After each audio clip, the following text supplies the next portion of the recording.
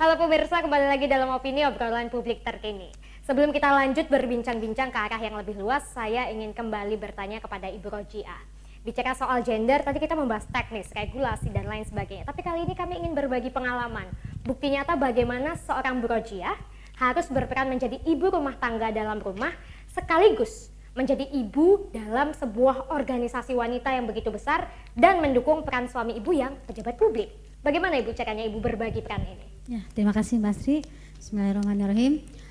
Intinya kita saling memahami ya antara peran masing-masing. Jadi saya memahami peran suami saya sebagai anggota dewan.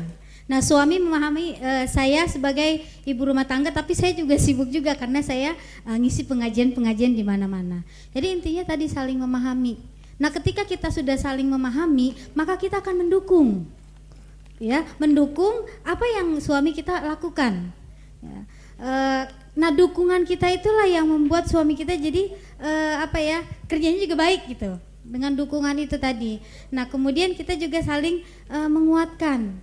Intinya apapun tugas kita, apapun peran kita, ya sebagai suami istri ya, kita saling memahami di antara keduanya. Dengan memahami itu, maka insya Allah kita nggak ada rasa bagaimana gitu ya, atau mungkin kadang-kadang saya pernah ada yang nanya, ibu cemburu nggak sih, kan bapak suka banyak dengan perempuan-perempuan dengan ini ya, dengan masyarakat lah gitu. Saya bilang saya sudah percaya dengan suami saya. Pokoknya intinya tadi ya, pertama kita harus saling memahami, kemudian yang kedua kita harus saling mendukung, yang ketiga harus saling menguatkan dan mengingatkan. Ya, karena itu ladang-ladang basah di situ. Kita harus ini. Oke, gitu saja. Terima kasih Bu Rojiah. Jadi saya rasa di paket komplit, berikan dulu tepuk tangan. Paket komplit untuk 3 narasumber kita dari sudut pandang akademisi yang mungkin dilahirkan dari berbagai publikasi, buku-buku, jurnal ilmiah, dari sudut pandang pemerintahan, regulasi, peraturan dan lain sebagainya, dari sudut pandang seorang ibu yang bekerja di masyarakat dan di dalam rumah. Bagaimana harus menciptakan kesetaraan gender dan PUG itu tidak hanya di ranah yang luas, tapi juga di keluarga terkecil. Terima kasih Bu Rojiah. Baik, penanya selanjutnya saya persilakan. Terima kasih. Assalamualaikum warahmatullahi wabarakatuh. Saya perkenalkan Ibu, nama saya Ibu Yufiani dari Pimpinan Wilayah Aisyah Provinsi Kepulauan Riau, Sekretaris. Pertanyaan saya mungkin saya tujukan kepada Ibu Rojiah sebagai Wakil Ketua BKUI. Gini Bu, pertanyaannya begini. Kita sudah tahu ya dalam Al-Quran dinyatakan dalam surat An-Nisa ayat 97 ya Bu, bahwa barang siapa yang mengerjakan amal soleh, baik itu laki-laki maupun perempuan, kepada dia akan diberikan kehidupan yang lebih baik. Ya Ibu ya. Maaf kalau salah. Tapi ini masih banyak beredar di masyarakat dan bagi bapak-bapak atau ibu-ibu, bapak-bapak muda, bahwa untuk perempuan yang berkarir itu sebenarnya masih kurang pas. Menurut mereka, pendapat kita yang domestik, karir dan sosial itu tidak seharusnya semua dikerjakan. Mereka hanya dikerjakan di domestik.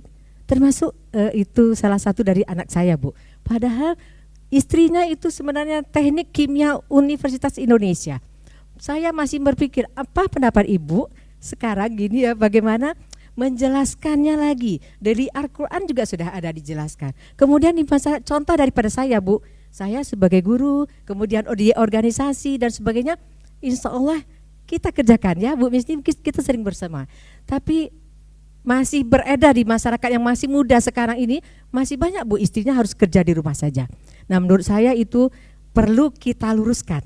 Bagaimana cara menurut Ibu ya, bagaimana kita bisa menjelaskan kepada anak-anak muda sekarang atau kepada bapak-bapak yang masih berpendapat seperti itu. Itu aja mungkin Bu pendapat saya. Terima kasih. Assalamualaikum warahmatullahi wabarakatuh. Silakan Ibu Rojiah, pertanyaan yang cukup sulit. Silakan Ibu. Terima kasih. Bismillahirrahmanirrahim. Kita boleh berperan di mana saja ya. Karena yang penting kita tidak keluar dari kodrat itu. Ya, ingat, wanita akan mulia jika tidak keluar dari kodratnya.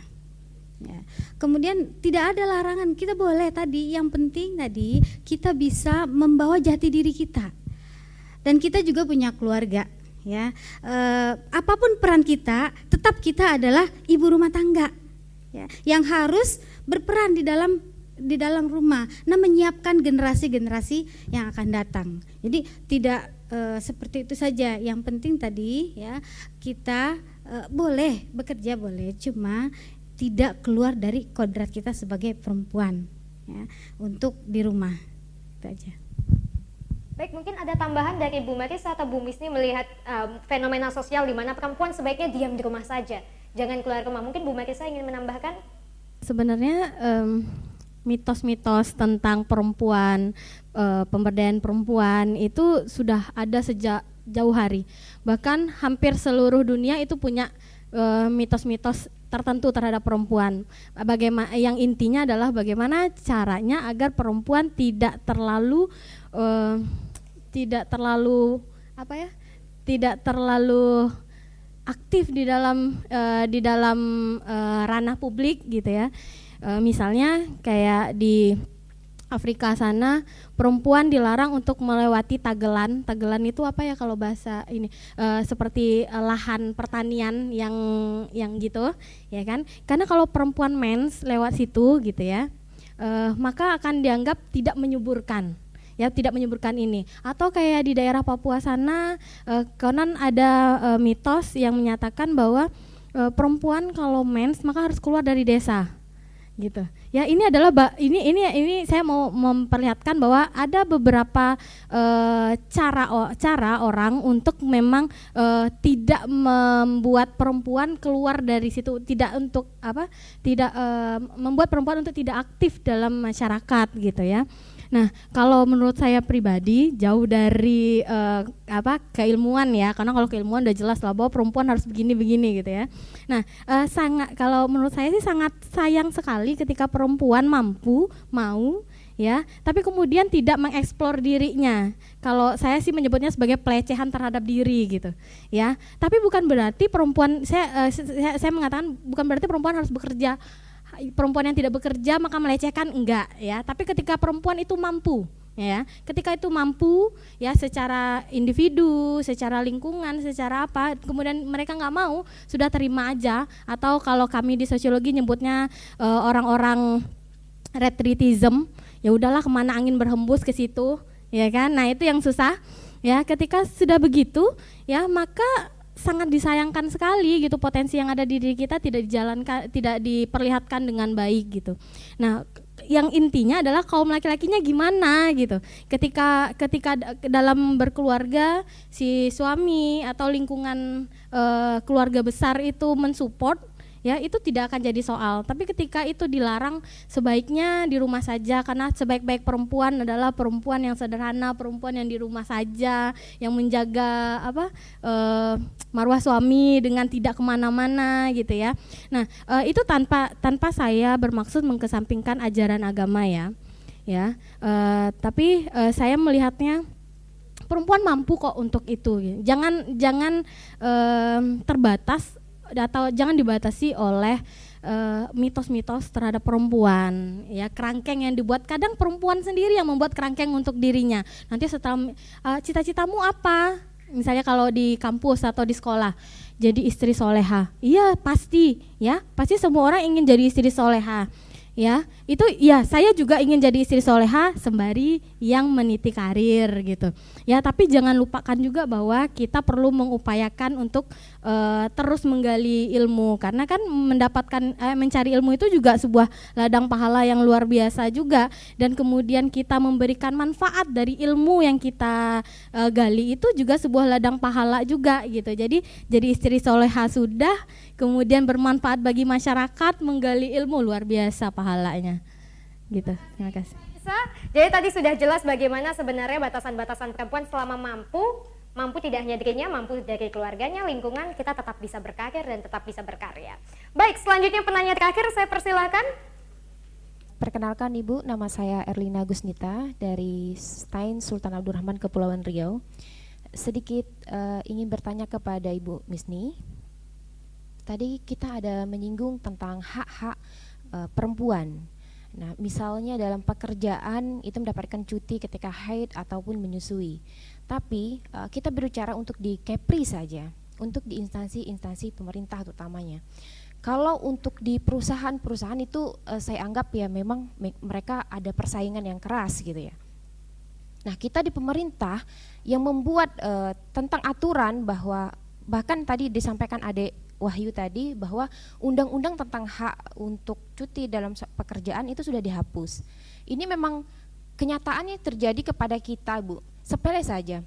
Ketika mahasiswa izin sakit tidak bisa masuk kuliah itu karena haid gitu, itu langsung dicoret. Berpengaruh kepada nilai itu sebenarnya kepada mahasiswa. Nah, yang ingin saya tanyakan, apakah sudah ada ketegasan dari pemerintah bahwa memang perempuan itu mendapatkan hak izinnya untuk haid atau cuti haid dan cuti menyusui itu. Ini berbicara saja saya lihat pemerintahnya, maaf ya Ibu ya, tapi nyatanya ketika mereka minta izin karena sakit, karena apa gitu, harus ada surat sakitnya dari dokter. Sementara ini pengalaman saya pribadi, kita kalau datang haid itu ada yang lagi sakitnya, mau bangun saja untuk ke toilet saja tuh tidak kuat gitu loh. Nah, saya mohon pencerahan dari Ibu Misni. Saya itu saja, terima kasih. Assalamualaikum warahmatullahi wabarakatuh. Silakan Ibu Misni. Terima kasih Ibu Erlina Gustina dari Stein ya. Terima kasih Ibu, berarti Ibu sama dengan saya. Artinya pemikiran bahwa hak-hak perempuan di bidang ketenaga kerjaan masih belum berjalan sesuai dengan regulasi. Terkait dengan ketenaga kerjaan ini kan coverage-nya atau ruang lingkupnya Dinas Tenaga Kerja. Saya justru ingin menantang Ibu dan juga Wahyu, bagaimana ada kasus yang memang dialami, kita laporkan. Kan di sana kan ada pengawas ketenaga kerjaan. Ada hak-hak perempuan yang dilanggar, tidak dilaksanakan sesuai dengan regulasi yang ada. Berarti kan perusahaan harusnya diberikan teguran dong. Memang ada beberapa kali saya bicara dengan para pengusaha, perspektifnya memang berbeda. Ada memang sebagian pure murni seperti Ibu katakan tadi, seorang wanita yang menstruasi itu bangkit saja nggak mampu, gimana mau ke dokter. Tapi ini memang regulasinya mensyaratkan bisa diberikan cuti apabila memang ada surat dari instansi yang mengatakan bahwa memang dia layak untuk cuti. Ya mau tidak mau, suka tidak suka, walaupun kita tidak mampu untuk bangkit, berarti kan tetap perusahaan memerlukan tadi surat keterangan dokter mengatakan bahwa dia layak untuk istirahat 3 hari. Ini kan kalau kita bicara tentang administrasi. Terus ada yang lebih ekstrim lagi memang pemikiran yang saya juga tidak setuju. Dia bilang kalau diberikan cuti berarti kan perusahaan kehilangan produksi. Kan saya jawab kembali, Bapak jangan salah, saya bilang. Dengan perempuan yang sakit bekerja dia membuat kesalahan dalam bekerja, saya bilang. Itu produksinya jauh lebih berbahaya. Karena kalau dia salah kerja, produksi yang dia hasilkan tentu tidak maksimal. Jadi memang ada debatable yang terjadi ketika kita membahas. Tapi saya justru menginginkan inilah peran tadi. Kalau memang terjadi di masyarakat, ada tenaga kerja di salah satu perusahaan yang memang sudah memenuhi persyaratan layak untuk diberikan cuti, tidak diberikan, ada lembaganya, ada institusinya, itu pengawas ketenagaan, kita laporkan. Tapi memang harus kita bisa buktikan. Terima kasih ya Bu Erlita, ini informasi yang sangat berharga. Mungkin nanti kita bisa diskusi, kita advokasi di perusahaan mana itu terjadi. Boleh kan kita bersilaturahim, tapi memang kita harus bisa tunjukkan dengan fakta data yang ada. Isu ini kita angkat, ya kita memang tidak demo, tapi kita mungkin melakukan advokasi. Yang kita tahu perusahaan Bapak mengalami kasus seperti ini, kita libatkan tenaga kerja, tapi yang melaksanakannya adalah perusahaan. Ketika memang perusahaan itu melanggar, berarti Dinas Tenaga Kerja harus ambil alih gitu. Artinya apakah ada sanksi-sanksi tertentu yang diberikan. Dinas PP nanti di sini tentu perannya adalah memberikan advokasi secara bersama dari informasi-informasi yang disampaikan oleh masyarakat. Terima kasih sekali lagi Bu Erlita atas informasinya, dan juga Ananda Wahyu tadi mempertanyakan kalau hilang, ini kan masih belum final ya. Artinya saya yakin dan percaya pemerintah itu sebenarnya tentulah mempertimbangkan yang terbaik untuk seluruh warga masyarakat. Mungkin itu Mbak Asti. Terima kasih banyak. Berarti tadi pertanyaan Wahyu dan Ibu Erlina juga sudah terjawab tentang bagaimana hak-hak perempuan itu harusnya dijamin tidak hanya dalam ranah publik pemerintahan, tapi juga swasta. Tapi jangan lupa kita sebagai masyarakat memiliki kewajiban untuk menjadi tim pengawalnya. Demikian. Baik, Pertanyaan terakhir untuk 3 narasumber kami mungkin bisa dimulai dari Bu Rojiah, lalu Bu Misni, dan nanti Bu Marisa terkait harapan ke depannya bagi pelaksanaan PUG di Provinsi Kepulauan Riau. Dari Bu Rojiah dulu atau Bu Misni, silakan. Saya berharap ke depan ini agar pelaksanaan PUG ini bisa berjalan maksimal, munculnya agen-agen perubahan PUG di masyarakat dan di semua level. Kalau pemerintah sudah ada regulasi, tapi di masyarakat ini perlu agen-agen perubahan. Agen-agen perubahan PUG inilah nanti yang melakukan sosialisasi advokasi di masyarakat. Maka ilmunya harus cukup. Kita harus mulai dari sekarang. Kita harus mulai dari unit terkecil, yaitu keluarga. Kita harus memulainya itu dari komunitas. Artinya kalau mahasiswa tentu di mahasiswa, tapi di semua bidang perempuan dan laki-laki itu harus sama-sama berperan. Dan perempuan jangan takut bersaing. Karena setiap manusia Allah ciptakan memiliki kelebihan dan kekurangan dan saling menyempurnakan, saling memberikan dukungan, bukan saling bersaing, bukan saling menjatuhkan, tapi kita bagaimana saling melengkapi. Itu sudah pasti, saling melengkapi. Bukan disuruh kita mendominasi, tapi saling memberikan dukungan dan kuncinya adalah saling melengkapi. Ibu Rojiah, silakan harapan untuk perempuan dan anak di Kepulauan Riau. Harapan saya ya pertama meningkatnya perempuan yang terlibat di berbagai sektor ya, mungkin di wirausaha ya, pemerintahan, pendidikan, ekonomi dan kesehatan. Itu yang harapan saya. Kemudian yang kedua, meningkatnya perempuan yang menduduki anggota legislatif. Kita kan kurang tadi ya. Nah, itu mudah-mudahan insya Allah berikutnya lebih banyak lagi. Bu Yuli semangat, insya Allah.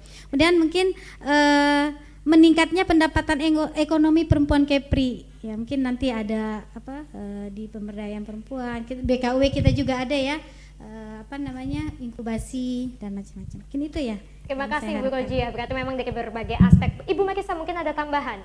Karena tadi sudah dihimpun oleh Bu Misni dan Bu Rodia, kalau saya harapannya justru selain yang tadi ya, harapan saya berikutnya adalah munculnya pria-pria yang berperspektif gender, sehingga tidak hanya perempuannya yang berperspektif gender, tapi pria-prianya juga gitu. Ya, jadi ketika sudah didukung, sudah disupport oleh pria-pria yang berperspektif gender, maka pemberdayaan terhadap perempuan pasti akan lebih cepat. Kemudian munculnya lembaga-lembaga research yang sudah berperspektif gender, karena memang kita lihat kita berharap bisa kerjasama dengan pemerintah dan lembaga masyarakat lainnya untuk mewujudkan masyarakat yang berperspektif dan gender gitu. Terima kasih banyak Ibu Marisa. Sekali lagi kita berikan tepukan tangan untuk 3 narasumber kami yang telah menemani kami dalam sesi opini kali ini. Baik, United Nations Development Program dalam bukunya di 2018 mencatat 6 dari 10 orang termiskin di dunia adalah wanita. Semoga lewat pengaruh utamaan gender, pembangunan di Indonesia maupun Kepulauan Riau bisa responsif gender dan bisa memberdayakan baik wanita, ibu hamil, lansia, disabilitas, dan lain sebagainya. Terima kasih kami ucapkan kepada 3 narasumber kami, Ibu Rojiah, Ibu Misni, dan Ibu Marisa yang telah berbagi dengan seluruh audiens mulai dari ibu-ibu dari perwakilan organisasi wanita. Lalu ada juga tim driver PUG dari berbagai OPD dan instansi di Kepulauan Riau, rekan-rekan mahasiswa, ibu-ibu PKK, IWAPI, dan tentunya masih banyak lain juga tenaga pendidik dari STAI. Terima kasih banyak. Jangan lupa untuk terus saksikan tayangan opini. Obrolan publik terkini dari GoTV, Anda bisa menyaksikannya di channel YouTube kami, portal online kami, atau kunjungi www.gotv.news.co.id. Jadi jangan kemana-mana, tetap saksikan tayangan kami untuk informasi-informasi terkini dan sangat edukatif. Saya Noviasti Lalasati pamit undur diri dan sampai jumpa.